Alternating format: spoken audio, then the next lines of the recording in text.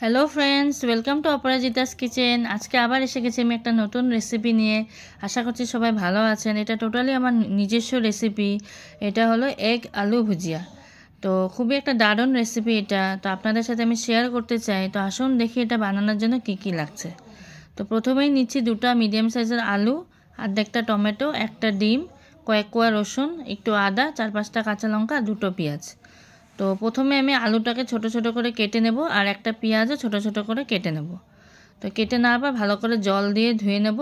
ধুয়ে নেওয়ার পর আমি কড়াইতে একটু সরষের তেল দিয়ে কড়াইটা গরম করতে দিয়েছি। তারপর ওর মধ্যে দিয়ে দিচ্ছি একটা তেজপাতাটা দেওয়ার পর সামান্য ফুটলে আলু পেঁয়াজ মানে যেটা কেটে রেখেছিলাম সেটা ওর মধ্যে দিয়ে দেবো। দিয়ে কিছুক্ষণ ভাজা ভাজা হলে ওর মধ্যে হলুদ গুঁড়ো, একটু নুন আর জিরার গুঁড়া দিয়ে সামান্য একটু ভেজে নেব। আর সামান্য দেবো হলো কাশ্মীরি রেড চিলি পাউডার, ওটা দিয়ে সামান্য একটু ভেজে নেব। আলুটাকে ভাজা ভাজা মানে করে নিতে হবে আর কি। আর এটা আমি অবশ্যই করছি হলো সরষের তেলে, আপনারা চাইলে অন্য কোনো তেলেও করতে পারেন। তারপর আমি যে পেঁয়াজ আদা রসুনটা আপনাদের দেখিয়েছিলাম আর টমেটোটা, ওটা একটা পেস্ট করে নিছিলাম।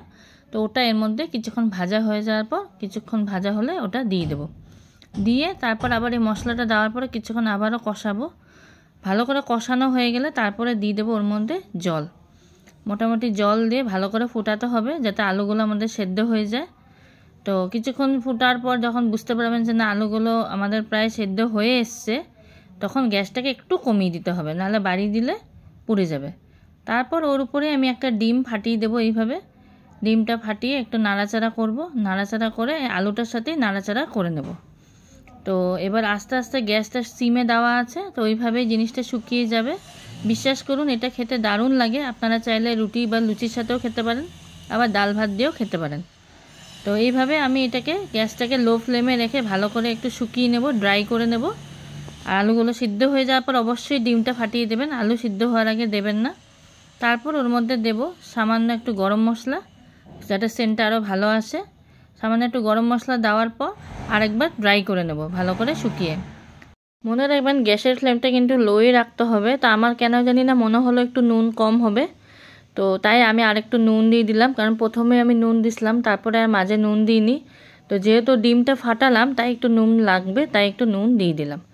তো গ্যাসটা লো ফ্লেমে রাখার জন্য পুরো আমাদের তরকারিটা ড্রাই হয়ে গেছে। তো এখন প্রায় নামাতে পারবো, সার্ভ করতে পারবো তরকারিটা। তো নামানোর আগ দিয়ে একটু সামান্য একটু ঘি দিয়ে দিলাম। তো এবার এটা আপনাদের আমি সার্ভ করে একটা বাউলে দেখাচ্ছি। তো সার্ভ করে নিয়েছি, দেখতেই পাচ্ছেন কত টেস্টি হয়েছে রেসিপিটা। তো আশা করছি আপনাদের ভাল লেগেছে। ভাল লাগলে অবশ্যই লাইক করবেন। আর আবার আসবো আমি একটা নতুন রেসিপি নিয়ে।